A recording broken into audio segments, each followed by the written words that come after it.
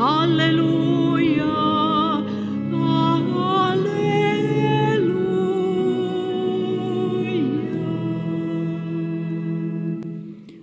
je dan što ga učini Gospodin, kličimo i radujmo se njemu. Aleluja, aleluja, aleluja.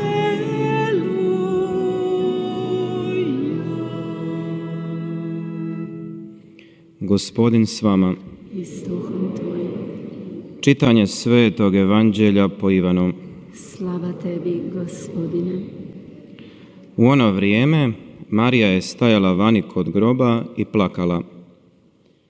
Zaplakana zaviri u grob i ugleda dva anđela u bjelini, kako sjede na mjestu gdje je ležalo tijelo Isusovo, jedan kod glave, drugi kod nogu.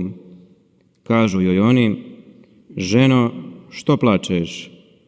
Odgovori im: uzeše Gospodina mojega i ne znam gdje ga staviše. Rekavši to, obazre se i ugleda Isusa gdje stoji, ali nije znala da je to Isus.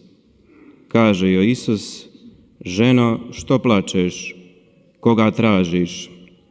Misleći da je to vrtlar, reče mu ona: Gospodine, ako si ga ti odnio, reci mi gdje si ga ostavio i ja ću ga uzeti.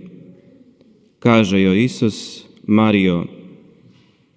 Ona se okrene, te će mu hebrejski rabuni, što znači učitelju. Kaže joj Isus: ne zadržavaj se sa mnom, jer još ne uziđoh Ocu, nego idi mojoj braći i javi im. Uzlazim Ocu svomu i Ocu vašemu, Bogu svomu i Bogu vašemu. Ode dakle Marija Magdalena i navijesti učenicima: vidjela sam Gospodina i on mi je to rekao. Riječ Gospodnja. Slava tebi, Hriste.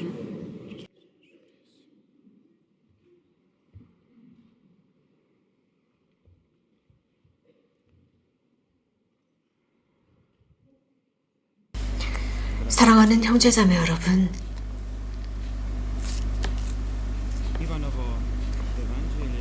요한복음은 매우 심오합니다.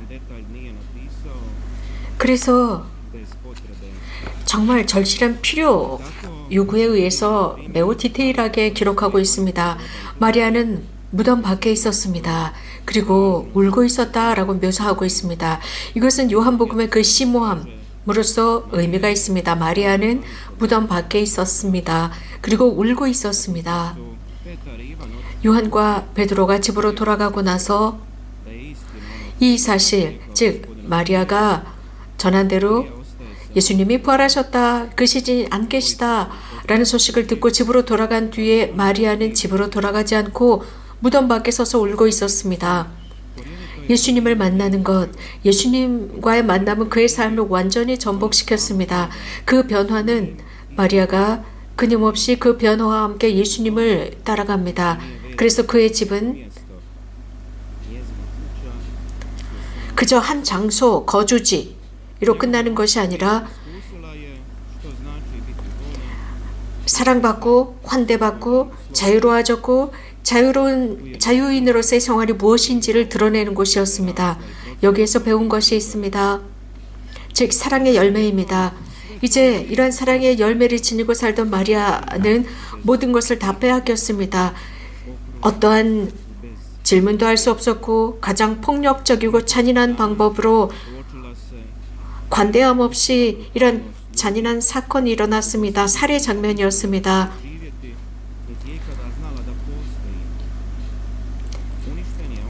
매우 잔인한 방법이었습니다. 그에게 있어서 자신의 삶의 모든 존재였던 그분을 그들이 완전히 망가뜨리고 죽였습니다. 모든 삶의 의미가 사라졌습니다. 그래서 그의 집이 이 세상에서 완전히 파괴되고 사라진 것 같았습니다. 아니, 그의 몸 자체가 사라진 것 같았습니다. 그 순간 마리아가 느꼈던 상황은 어땠을까요? 아마도 나무가 잘려나가고 뿌리까지 뽑힌 것 같은 느낌이지 않을까 싶습니다. 마리아는 그렇기 때문에 거기에서 많이 울고 있었습니다. 이 마리아의 그 눈물, 그 울음, 그 눈물을 머금은 눈을 늘 우리는 상상하면서 이 미사 중에 고통당하는 형제들을 생각하지 않을 수 없습니다.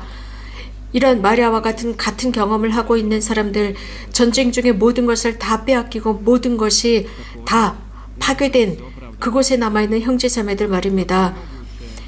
이 세상에 과연 이런 일이 어떻게 일어날 수 있을까라고 물어야 하지만 특히 이 파스쿠아 부활 시기, 부활의 기쁨의 축제의 시기, 그들이 이런 고통을 당한다는 것은 정말 상상할 수가 없습니다.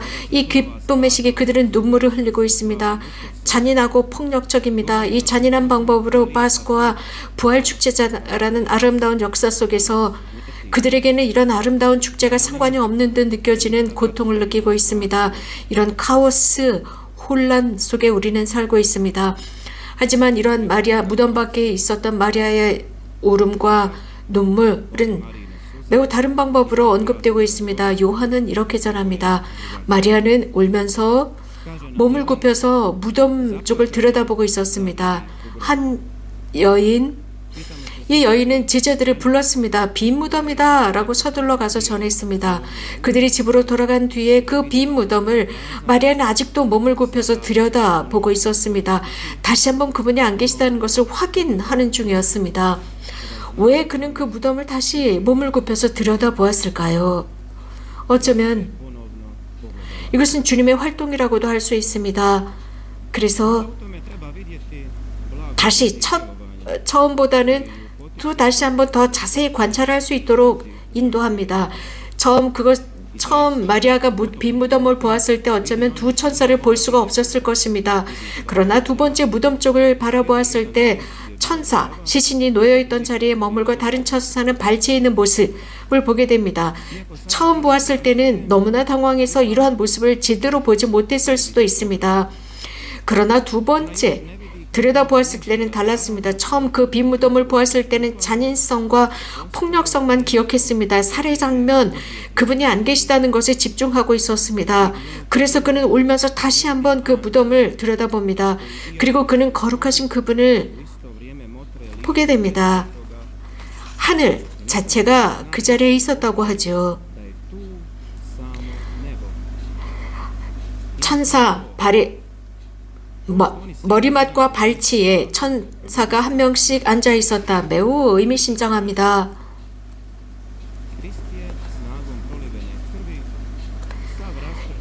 인간적으로 이렇지만 새로운 것이 창조된 모습입니다. 부활의 선물을 통해서 영원한 사랑이 등장하는 모습입니다. 그 사랑은 모든 악을 흡수해버립니다.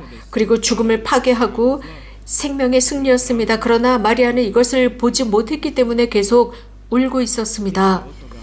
마리아는 그저 보는 것에만 문제가 있는 것이 아니라 이 마리아는 제대로 듣지도 못하는 혼란의 상태에 있었습니다. 천사가 물었습니다. 여인아, 왜 우느냐? 그러자 여인은 그 왜 우느냐라는 그 질문에만 대답을 합니다. 누가 주님을 꺼내갔는데 어디에 모셨는지 모르겠다라는 이유였습니다. 우는 이유가 바로 그거였습니다. 왜 우느냐? 라는 질문에 그는 이 왜 우느냐라는 답은 어쩌면 너무나 잔인할 수도 있습니다. 당연히 사랑하는 스승의 시신이 없는 빈 무덤인데 왜 울지 않을 수 있겠습니까? 놀라고 충격받지 않겠습니까? 한 가정에서 정말 사랑하던 사람이 죽었을 때의 슬픔, 성금요일 그 아픔 앞에서 어떻게 울지 않을 수 있겠습니까? 우리 솔직해집시다. 사실 인간의 이 욕심은 사람들이 울 때마다 여기에 관한 많은 비판이나 판단을 하곤 합니다. 그러나 울지 마라 라는 그 말은 매우 신비롭습니다. 울지 마라 라는 그 말 속에는 어떤 의미가 있을까요? 그 말은 힘이 있습니다. 즉 눈물의 계곡에 살고 있는 우리에게 울지 마라 라는 그 말은 굉장히 큰 의미를 지니고 있습니다. 답은 단순하지만 매우 새롭습니다. 이러한 말 뒤에 그 배경에 깔고 있는 의미, 예수님께서 부활하셨기 때문에 울지 말라는 것입니다. 예수님께서는 십자가에 달리셨지만 부활하셨습니다. 십자가에 달리셨을 때 사람들은 눈물을 흘렸습니다. 그분은 피를 흘리셨습니다. 또 날마다 모든 세상의 지대 위에서 그분은 피를 흘리십니다. 그리고 울지 마라 라고 하십니다. 그 말은 너무나 깊은 의미를 지니고 있습니다. 피를 흘린다. 그분의 모든 생명을 내놓으셨기 때문입니다. 온전히 선물이 되셨습니다.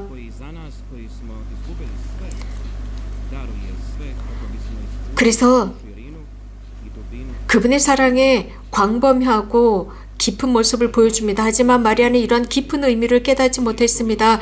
마리아의 심정까지 도달하지 못했습니다. 사랑하는 형제자매 여러분, 삶의 중압감 속에서 기쁨을 느끼지 못합니다. 부활의 기쁨을 느낄 수가 없습니다. 그래서 사람은 모든 것을 다 버리고 절망 속에 빠지려는 유혹에 빠집니다. 바로 오늘 복음의 마리아가 이 상태에 빠져 있습니다. 천사들의 말을 들은 뒤에 마리아는 이렇게 말하는 것 같습니다. 도대체 이게 무슨 의미냐라고 말하는 것 같습니다. 고통의 힘이라고 하는 것, 그 아픔의 힘은 절망만을 믿게 만듭니다. 자신이 믿었던 것을 다 버리게 만듭니다. 그래서 모든 것이 와르르 무너진 그 상태에 안주하고자 합니다. 삶의 의미조차 사라져버립니다. 그분이 삶의 의미였었기 때문입니다. 그러나 그의 모든 눈물과 고통을 아십니다. 절대 그분 앞에서는 숨길 수 없고 감출 수 없는 것입니다. 마리아 안에 있었던 그 모든 것들은 아주 구체적으로 그분께서 보셨고 절대 그 어떤 것도 소홀하게 여기지 않으셨습니다. 이러한 삶의 어두움을 조금씩 어둠 속에서 끌어냅니다. 그러면서 마리아라고 부릅니다. 마리아야. 그 순간 예수님께서 자신의 이름을 불러준 바로 그 순간 사랑의 그를 구했습니다. 예수님은 그 어떤 누구도 부를 수 없는 바로 그의 이름을 불러주셨습니다. 마리아야, 마리아야. 그 이름에는 당신의 모든 사랑을 함축하고 있습니다. 마리아야, 큰 사랑과 큰 내밀함과 큰 그를 알고 있다는, 내가 너를 잘 알아 라는 너무나도 큰 사랑으로 마리아야 라고 했습니다. 히브리 말로 라푸니라고 부릅니다. 스승님이라고 합니다. 토마는 나의 주님, 나의 하느님이라고 합니다.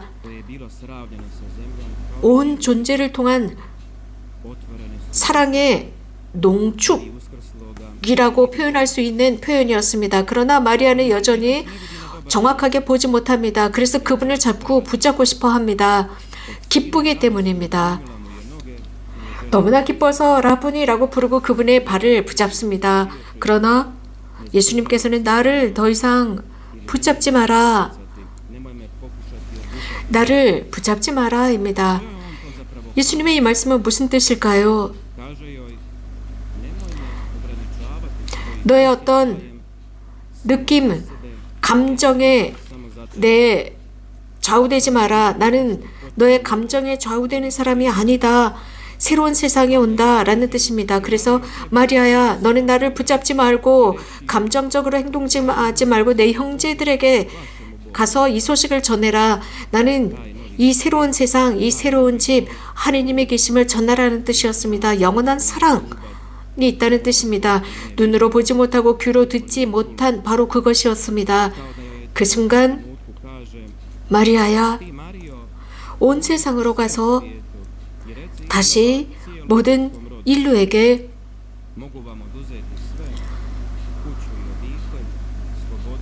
없어졌던 모든 가정과 집과 자유, 모든 것을 되찾을 수 있다고 알려주어라. 새로운 집, 새로운 세상.